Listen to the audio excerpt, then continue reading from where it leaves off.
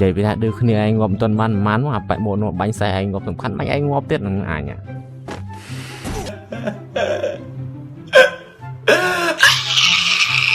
thôi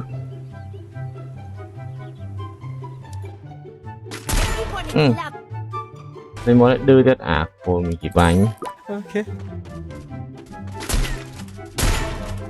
cô mình một group đây từ một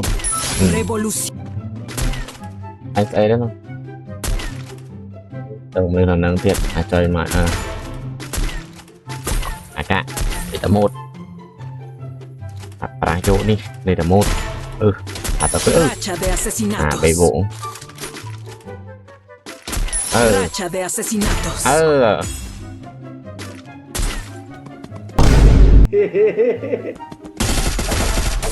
ây da đồ mà một năng tiết là chơi máy rồi á một đây rồi kháng anh bảo là rồi mai với khơi anh tiết